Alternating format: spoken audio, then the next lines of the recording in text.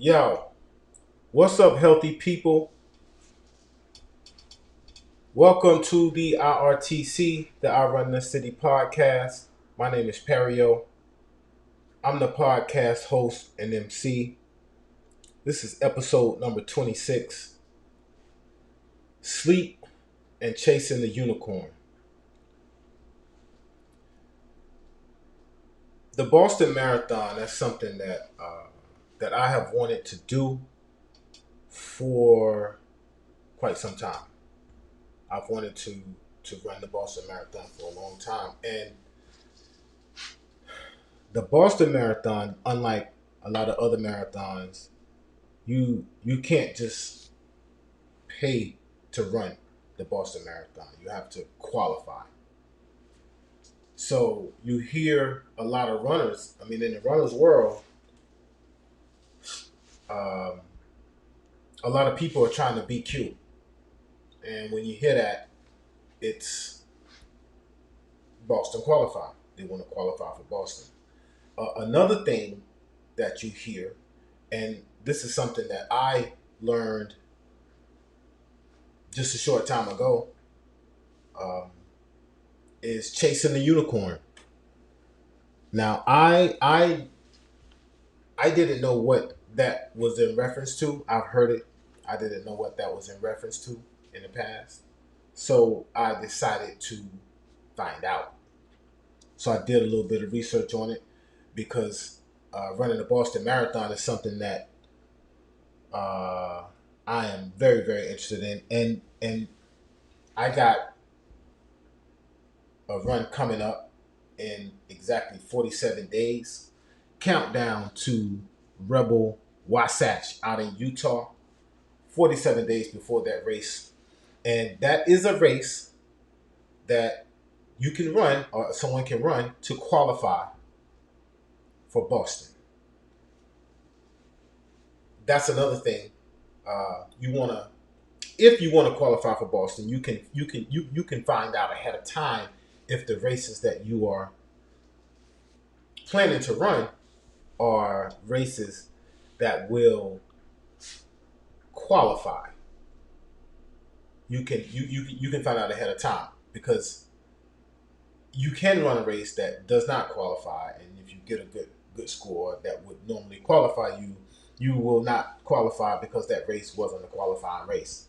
So Rebel Wasatch in Utah is a qualifying race, um, and that was done on purpose because it is a goal of mine to qualify for Boston. And I am. You have heard me reference chasing the unicorn. I am now officially chasing the unicorn. Now, again, I had no idea what that meant in the past. No clue. I do now. And I went and I looked up. Just did a little some minor, quick research on this whole chasing the unicorn, and what I found out was the Boston Athletic Association, the BAA, who puts the marathon on every year. Um, their symbol is the unicorn. It's kind of like the Dallas Cowboys. Their symbol is the star on the helmet, on their helmet. Uh, Same concept.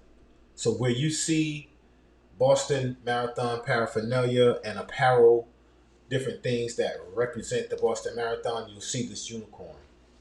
And I wondered, like, why is that? Why is that something that? Why is that the representation of the Boston Marathon? I wondered why. So I found out just a couple quick facts about the Boston Marathon and the Boston Athletic Association. Excuse me. The Boston Athletic Association was founded in 1887. Um, the first Boston Marathon took place in 1897, and a unicorn was associated with all of the organization sports. I don't know what the other sports were or or are, but I do know that, of course, the Boston Athletic Club is responsible for the Boston Marathon. And one of the representatives, or there has been a statement put out that says, the unicorn is a mythical figure that is meant to be pursued. But in that pursuit, you never catch it. Fleming. Fleming said. Fleming is, I'm guessing, Jack Fleming, the Boston Athletics Association Chief Operating Officer. That's Jack Fleming. He said the unicorn is a mythical figure that is meant to be pursued, but in that pursuit you never catch it. So it inspires you to continue to try, to race harder in the case of running, and though it may be elusive, it really is the pursuit of the unicorn that makes you better and better and better. And this is very true, very accurate, um, because you could potentially, a person could potentially try to qualify for the Boston Marathon, and I'm talking Boston right now, and never do it. There's no guarantees. There's no guarantees. So I get that whole concept. It makes perfect sense. And I am now officially chasing the unicorn. The name is the name of the unicorn is Spike, and I'm guessing that is due to the horn itself. Maybe, I mean, I guess I'm not sure. It doesn't say, but the name is Spike, and it was given to the unicorn by the Boston Athletic Association's staff. They are responsible for the name of the unicorn. And again, I'm thinking that they had the spike or the horn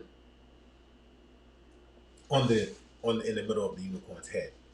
So a little bit about the Boston Marathon and the mascot, we'll call it the mascot of the Boston Marathon, and why I am using hashtag chasing the unicorn as it pertains to the Boston Marathon. Um, it's official that I am chasing the unicorn, and it's gonna take a lot of work for me to qualify for the Boston Marathon based off of my last run, my last marathon, the last marathon that I completed, which was November of 2019, the Las Vegas Rock and Roll Marathon here in Las Vegas on the Strip. My time was 4:07, which is not great. Okay, I'll admit that it's not great. But in order for me to qualify for the Boston Marathon, I am going to have to um, do much better than that for sure, um, and get 3:05. So more than an hour. I'm going to need more than an hour taken off of my last marathon time in order to qualify for the Boston Marathon. This is why I think the unicorn and the meaning of the unicorn, it being so elusive, and you never, it's possible that you never catch it. I think another reason why you never catch it is because it's not real. but I, but I understand the theory of it being so elusive that you never catch it, because there's no guarantees that I can knock down an hour off of my marathon time in order to qualify for the Boston Marathon. Now, I feel like I can, right? I feel like that's possible for me. I'm not 100% sure, but I'm an athletic person, and I feel like I can do it. Um, but I get why that's I see. why I can say hashtag chasing the unicorn, because that's literally what I'm doing right now, is chasing something that could turn out to be a unicorn. But I'll say this in transitioning to the more significant part of this podcast, um, the sleep, the sleep. You can't possibly catch the unicorn if, or get to the unicorn, or I don't know, however this needs to be stated. You can't catch the unicorn without the proper rest. So right now, I am in the midst of training for Rebel Wasatch. Transition. See how I transitioned over to the sleep part of this whole podcast, um, from the unicorn and chasing the unicorn in the Boston Marathon to I am actively doing that, and sleep is huge in that pursuit.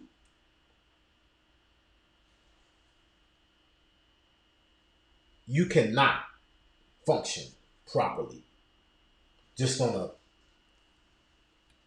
just on a regular day, just working. I mean, just your normal life. No chasing the unicorn. No, none of that other stuff. Nothing extra. You can't do anything um, without the proper rest. And when I got with my training team, my coaches, my coach, who I spend most of my time with in my pursuit right now, in terms of chasing the unicorn, is Trevor Maronis. Shout out to Trevor over at Control Point Fit Chefs and the camp over there. I absolutely appreciate this guy, and we have and then I've spoken about this in past podcasts. How many times we've done my podcast over, not podcast, my training schedule over. We've done it over a couple of different times, because I've needed to start over, and we finally hit what I like to consider a sweet spot, um, with this last one. We hit a sweet spot with this last one that we did, and the one thing that's not on there, and it's not on any of them mostly, is the component that's missing, that's not listed on the training plans, and that should be, is sleep. Sleep. It is such a big deal. And I am someone who believes, not only believes, I know that sleep is hugely important in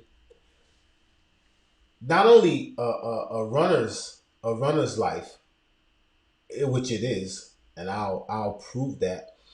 But just in life in general is huge, especially if you're trying to, or if you're not trying, if you're pursuing a healthy lifestyle in any sense, you're gonna need the proper rest. It is absolutely mandatory. But as it pertains to runners and athletes in general, uh, there's a study done at Stanford, and just quickly, the study noted that athletes who increase their sleep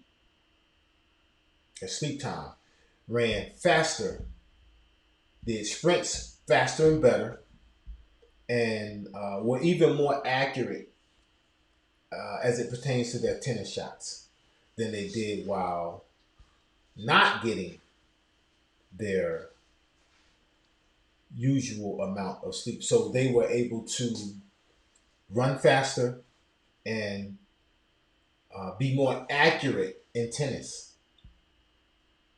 when they got their I don't know, prescribed or proper rest, when they got their proper rest. Um, what happens though, this is what happens. What happens is life will cause, because this is what happened to me. Life kind of outside of sports, outside of running professionally, and the pandemic. And I hate to talk about the pandemic more, but it was the cause of my work schedule being all over the place, and because of that, I've just I've had to readjust my sleep schedule, and in doing that, several times it causes these I don't even know how to put it, or what to call it, but I've just not been able to get sleep consistently enough as I was used to, in order to function the way that I need to, in order to execute my training regimen, which is rigorous, and it's getting, as we get closer to Revel, Wasatch out in Utah. As we get closer, my my schedule, it gets more and more difficult. I mean, the runs get longer, they get faster. I'm working out now, as well, so it's not just running. I got this a stretch routine that I have to execute daily,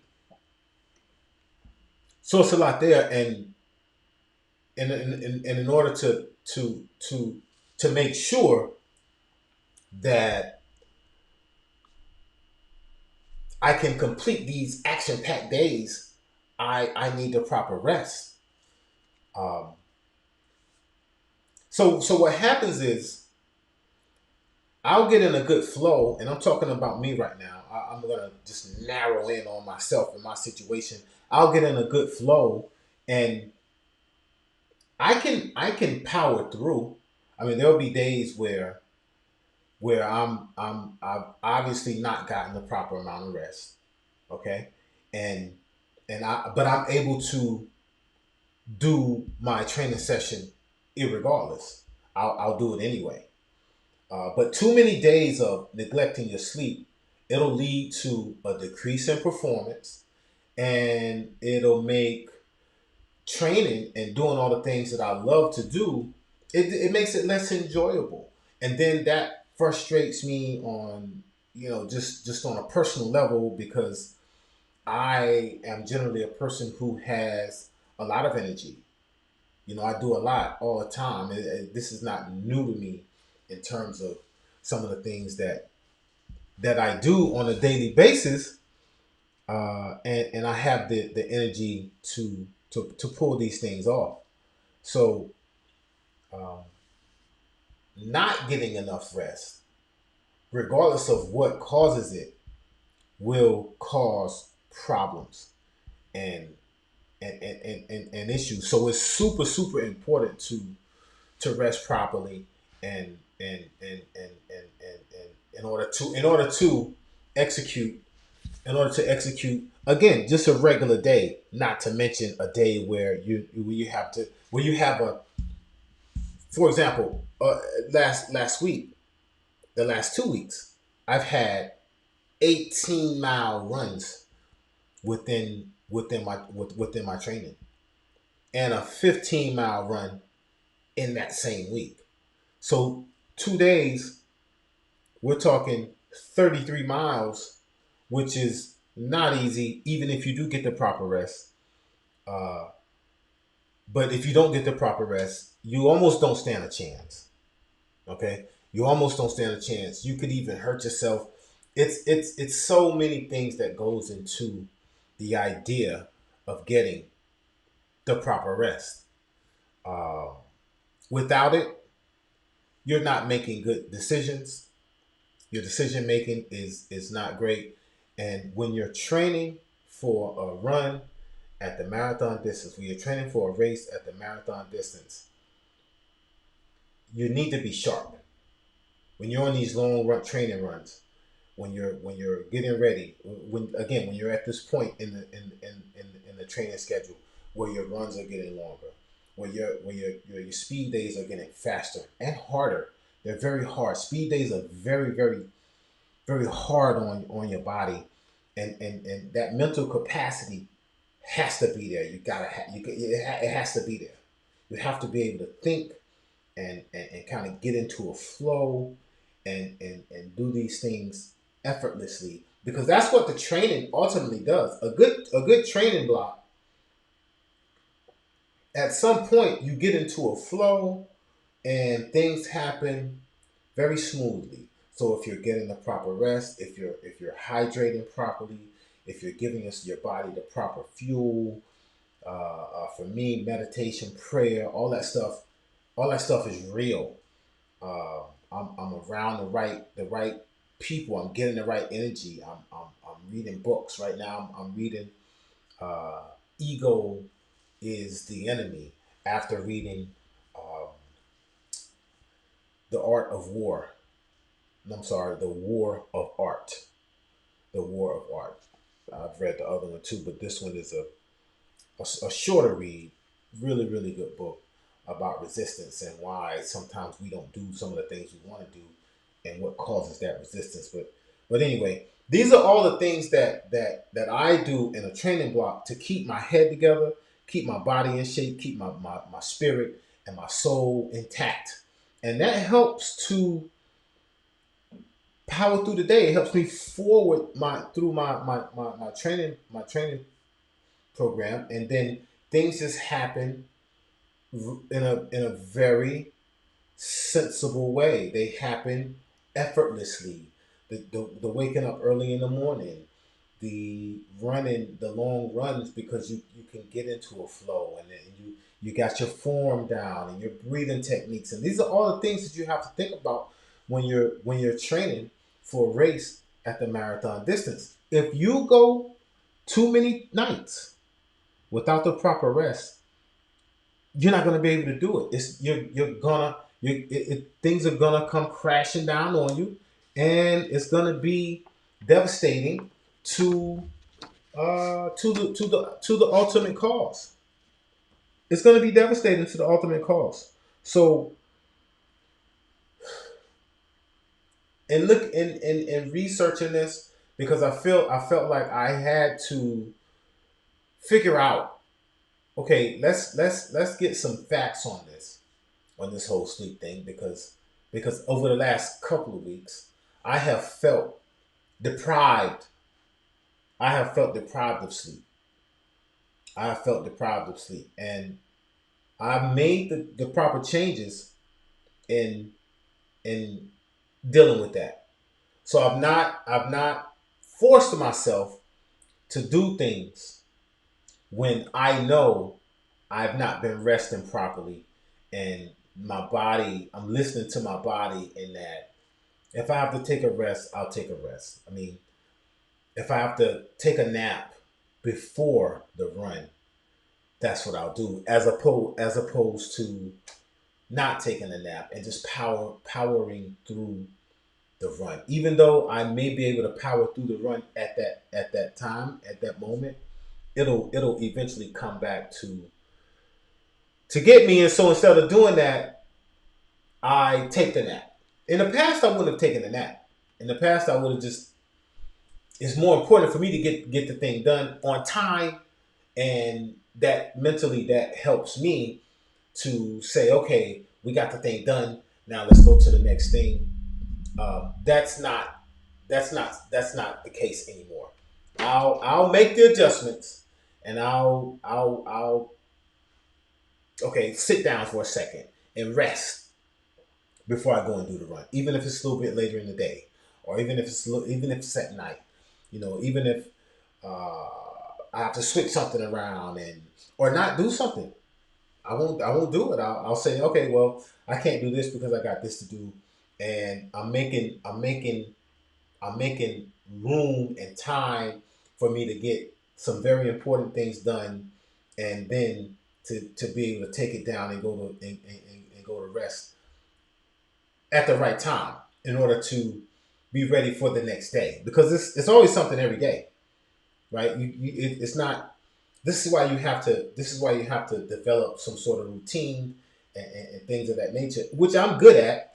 But what I'm becoming better at is managing that routine, um, and uh, not not being unrealistic in that routine, and not being willing to switch from time to time.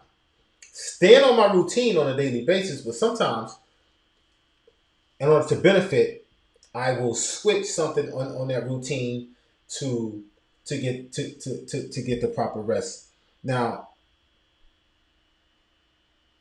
getting the proper rest, it's not just it affects hormones and other things that are going on within the body. So reading this study and reading more on this, I found that, quick fact, sleep is when your body produces growth hormone, which stimulates muscle growth and repair. So that speaks to recovery. So not only does sleep speak to or enhance or make you perform better, and sleep is a performance enhancer. I got that from the lady who wrote the book on sleep. This lady wrote a book on sleep, and I, for some reason, I can't remember her name, but she wrote a book on sleep. She has a even a media outlet. I can't remember her name. I'm so sorry, but she in her book she states that sleep is a performance enhancer, guys. So take that how you want to take it. It's a performance enhancer. Now, probably more what she meant was you can perform throughout the day better. Again, and it doesn't matter how. It's it's performed better at work. It's performed better as a parent. It's performed better as an athlete. It's a performance enhancer. But to say sleep is when your body produces growth hormones, which stimulate muscle growth and repair. That's recovery. So to get the proper rest is to also add to your recovery process, and your recovery process is everything. Because with a bad recovery process, you're gonna perform badly. So all these things matter.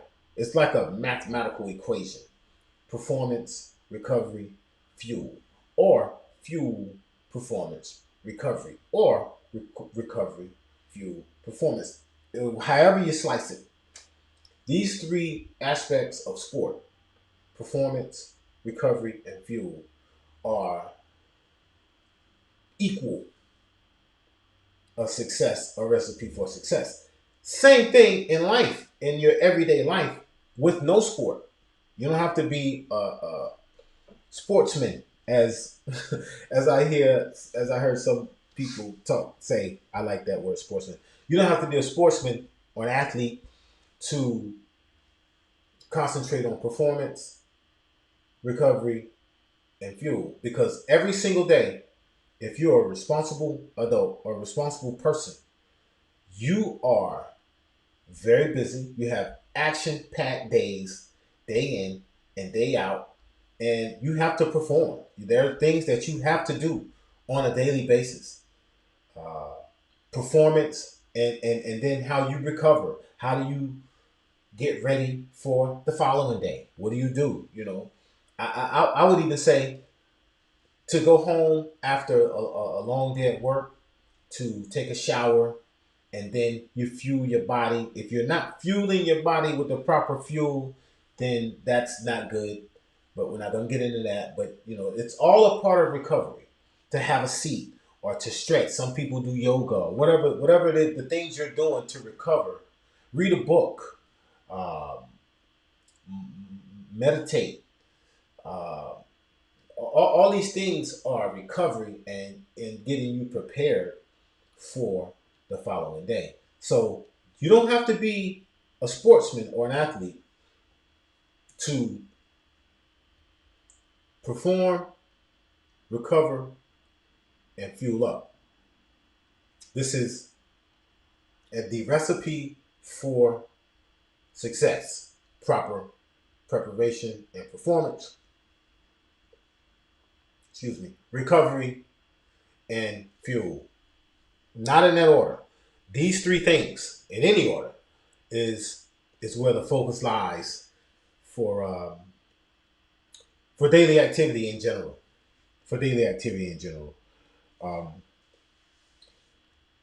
Another fact as it pertains to sleep.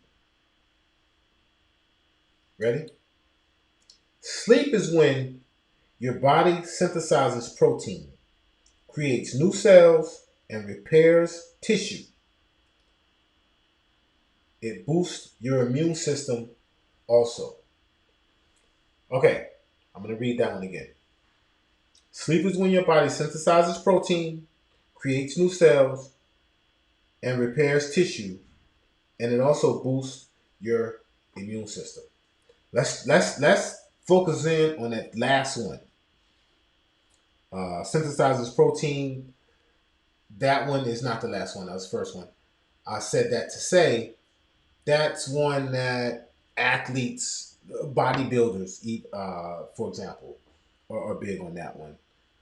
Creates new cells. That's just anybody in general. Repairs tissue. Again, athlete, sportsman. That's kind of a focus there. Uh, but boost your immune system. Okay, back to the pandemic. This whole thing was based off of attacking the immune system. Um, Sleep, just a proper rest, is another line of protection from even sickness, illness, disease. The proper rest. So what does that say? That says if you're not getting the proper rest, then you're more likely to suffer from some of this. You're more likely to suffer from some different things. Being overweight. One common thing about overweight people, obesity. A lot of times, those avatars, those circumstances, are not getting the proper rest is a reason why. Just not getting the proper rest is a reason why you're not why a person is overweight or obese. You can look at this person's life and you'll see that they're not getting the proper rest. This is something that you don't even have to know a person how they got to where they are physically. Like you can just say, listen, maybe one thing is this person is not getting enough rest. And the study showed that could be the case. And probably is at least one of the things that contributes to that person being in that situation. So it's huge. What we need to know, what we should have learned from the pandemic, and how it attacked the immune system, is we have to do more of the things that we know to do to boost our immune system. And another part of that is fuel. It's the proper fuel. There are foods that you can eat. I've done podcasts on that. There are foods that you can eat that will protect your immune system and boost it and help make it a stronger line of defense and help it reject illness and sickness and things of that nature. So the proper rest is huge as it pertains to protecting us from these dire situations. Um, how much sleep do how much sleep does an athlete need? Okay, how much sleep does an athlete need? A runner. Let's be even more specific. A runner. Now we know that an athlete, and again, I'm gonna I'm gonna boil it down to runners. I'm saying athlete, but I'm talking runners now because it's a very specific prescription as it pertains to runners and how much sleep that a runner needs. It's a very specific prescription. And that prescription is this: if a runner is running 80 miles per week, if a runner is running 80 miles per week, then we'll say we're going to use 8 hours of sleep because that's like a baseline, and everybody knows if you're getting 8 hours of sleep, that's that's about as healthy as it gets. That's about as healthy as it gets. 8 hours. If a runner is running 80 miles in a week, then they should get 8 hours plus 80 minutes. 8 hours plus 80 minutes. So 8 hours of sleep plus 1 minute per mile that they're running every week. So 8 hours plus 80 minutes. 8 hours plus 80 minutes. For every 1 mile, that's 1 minute extra per week. And that's how it has been broken down for those of us that are out here running and that are in endurance sports. 1 mile, I'm sorry, 1 extra minute per mile in addition to what you already get per week in sleep or per day, per week in sleep. 8 hours of sleep, 8 hours per day, you want to add 80 hours to that weekly total of 8 hours times 7. You're going to add 1 minute per mile. Um, I think this is huge. I think this is a big find. Again, I had no idea that this was the case, um,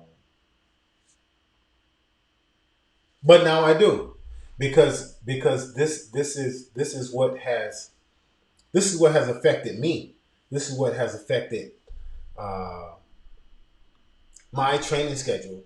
And again, this is a big training block for me because I am hashtag chasing the unicorn.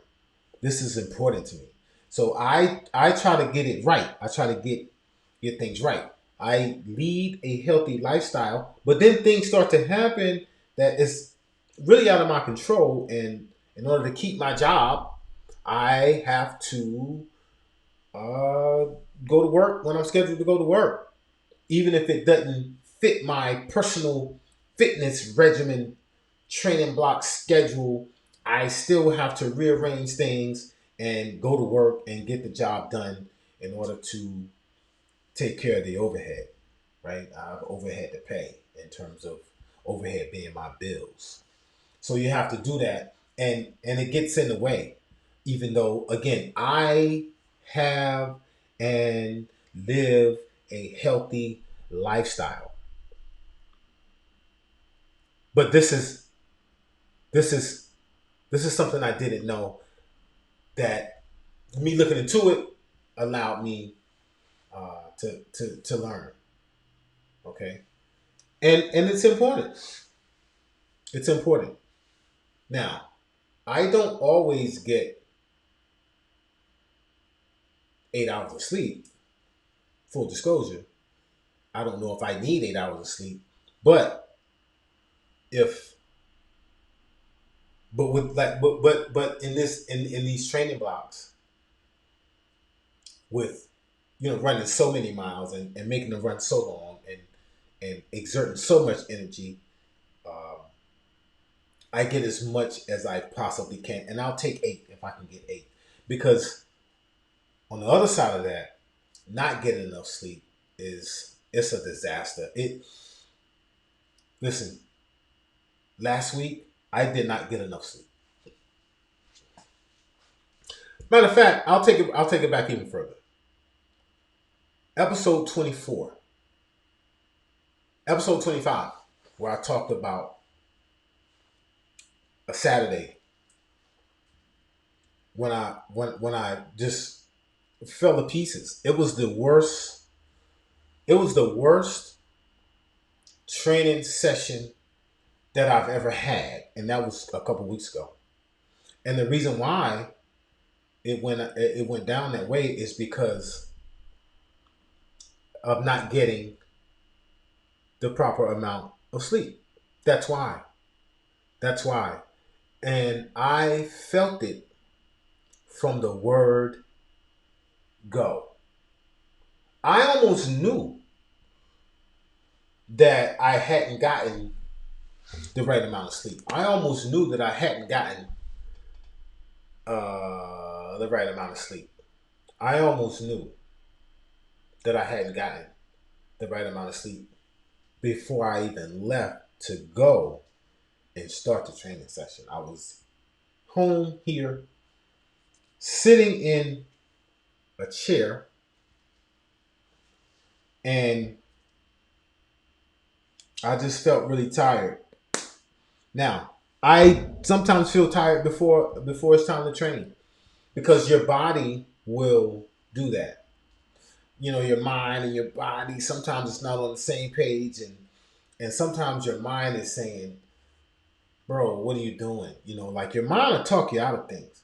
And it's hard to distinguish when that's happening and when you're actually tired. Your mind will talk you out of doing stuff, though. Your mind will talk you out of doing stuff. You won't do it.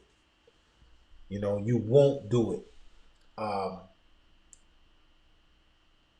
but and because of that, I went ahead. I said, I'm fine, whatever. Like, it's that mind thing again. So I go and I get to the Morning Coffee Trails. On that day, it was the Morning Coffee Trails up at Red Rock Canyons. And when I started, I was about a mile and a half in. The first mile on this particular trail is very difficult. It's not easy, especially once you get past that first mile, and then you get into the second mile at about 1.39, 1.45, something like that, right in there. It does get difficult, and I have to power through that, um, and it helps. You're getting better when that happens. It helps.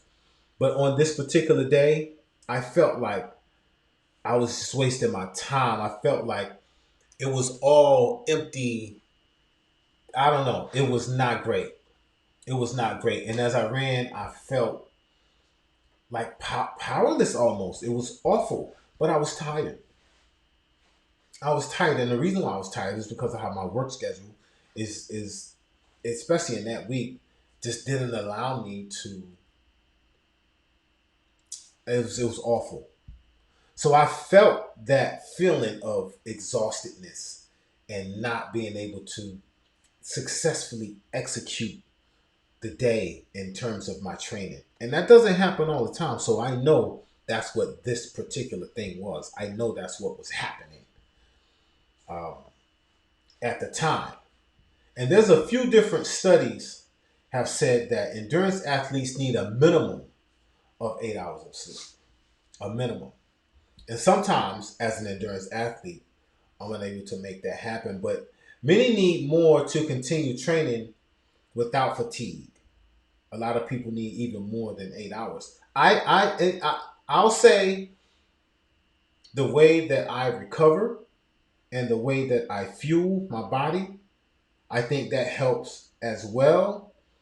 So I don't necessarily need the 8 hours. If I can get 8 hours, I'll take it. I'll take it. But I'm not one of the people who need 8 or more hours without becoming fatigued. But on this day, I simply didn't get enough rest throughout that week. And on that Saturday, I was absolutely fatigued and I crashed. And if sometimes if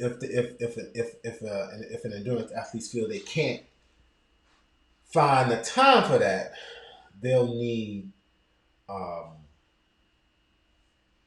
they'll need to look at their diet, because a lot of the high profile elite athletes in endurance sports say that eating a certain way has decreased their needs for sleep.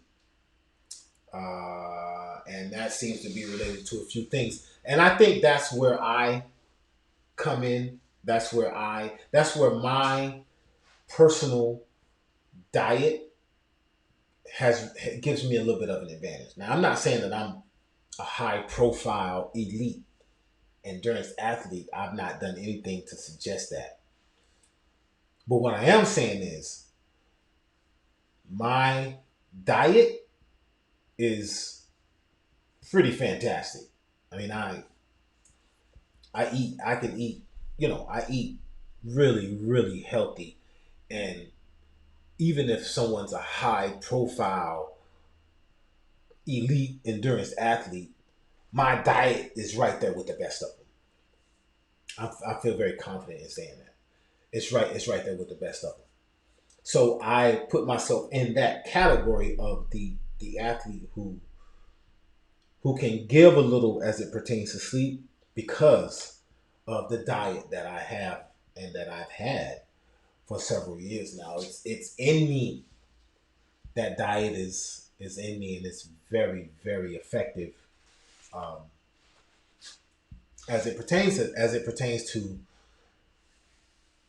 helping me take these action packed days on every single day. So when it gets to the point to where I was a couple weeks ago on Saturday, and I just crash throughout the training session. It was an 11 mile run on the trails, which I completed, but just it was not as effective as all of the rest of the runs that I've ever did, even off the trails, because I'm gonna say it was the worst run I ever did in my whole career in terms of endurance athletes, not training and all that. It was the worst ever. But again, I finished and I stopped a couple times, and I usually don't do that. But it was awful. It was pretty awful, and it was because of that whole sleep factor. And that's why this is even a podcast today. And I said all that to say, um, the focus here was sleep, or is sleep during training. Um, and I have been able to up to now, before now, I've been able to get the proper rest. I've been able to get good sleep. Things do happen in life when you're not in complete control of your um, schedule. I'm not in complete control of my schedule. I've had more control of my schedule until now, right? As of June of 2020, which is when I went back to work, I got out of we were furloughed March, and then I went back in June of 2020. I lost my bad. I lost control of my schedule. I lost complete control of my schedule, and I had it was out of my hands. I've been in reaction mode like almost a year now. I've been reacting to my schedule, and just one of the most important things that contributes to a healthy lifestyle, which is sleep. It's not something that I've been able to control like I have in the past, and so it has become an issue, and one that I have decided to talk about here on the podcast because I'm chasing the unicorn, and that's another thing that's very, very important to me as an endurance athlete. It's important to me to get that done. I am someone who sets goals and actively pursue my goals, actively pursue them. Right? I don't just set a goal and play around. Right? I set a goal and I pursue it, and I also am someone who can usually overcome things as they come along. I can, even if it takes a little bit of time. But the sleep part is it's difficult to do exactly what I need to do in these times. So again, I'm talking about it. I want to talk it out. I'm using a podcast to do that. Um, but it's huge. It's huge. And in conclusion, I'm going to say this. On on race day or before race day, okay? Before race day, I may, the runners out there that's listening to this, it may be difficult to sleep on that day. If you've done a good job throughout the training block at getting the proper rest, and then the day before the rest, you're so excited about the race that you have a difficult time maybe going to sleep or whatever the case may be. I'll say that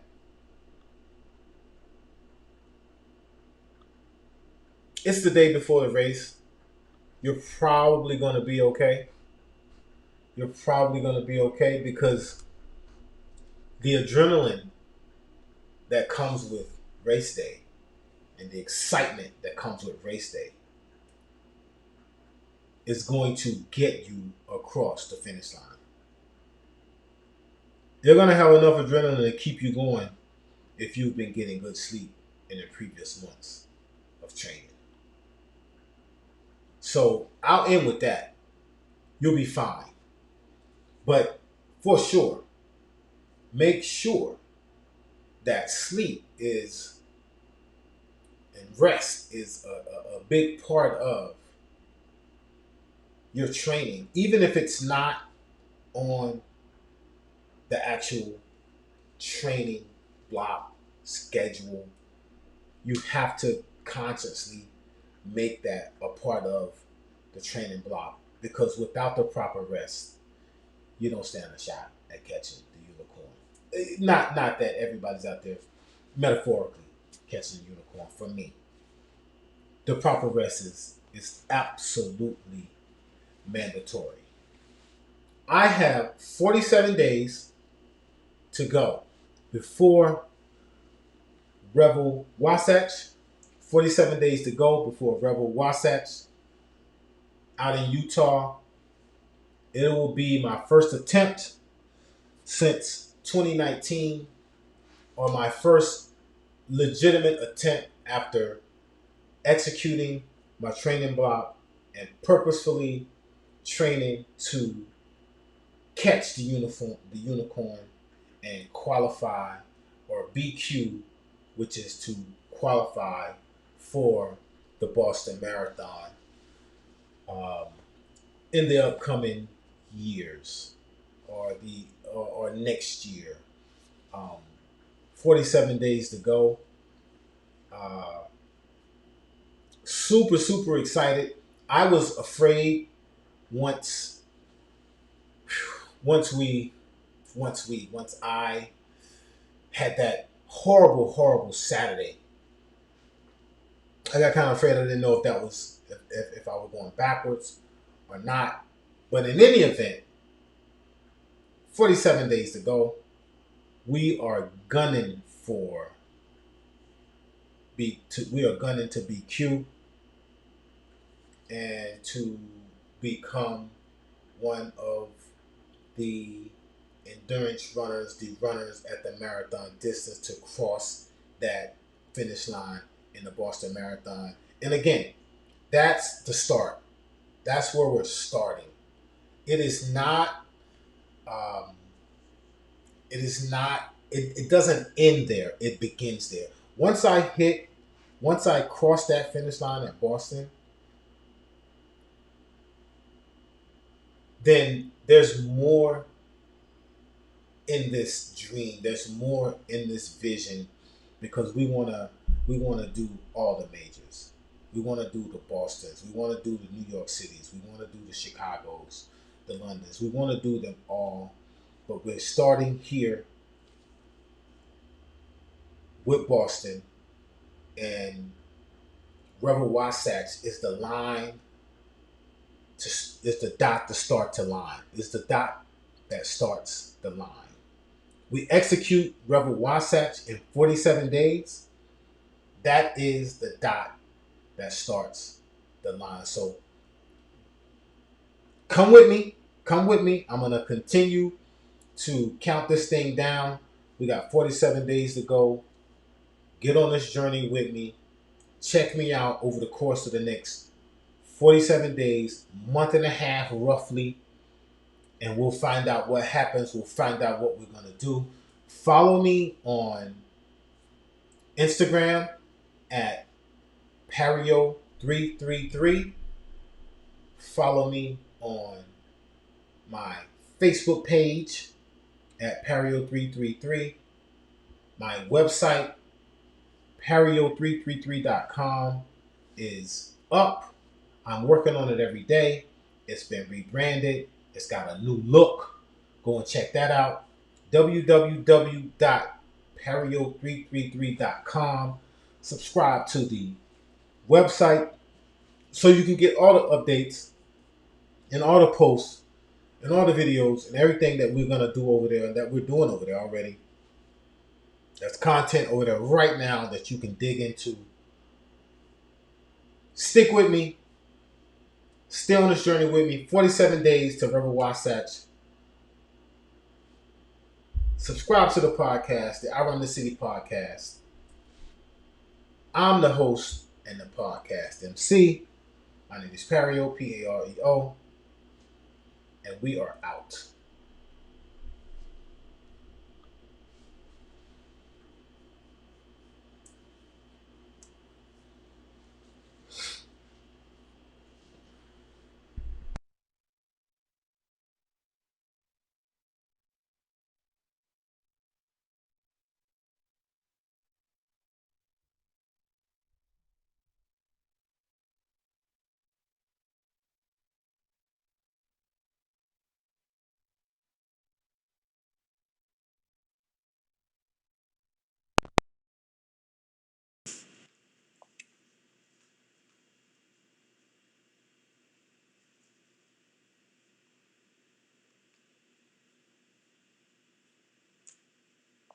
All right, let's see.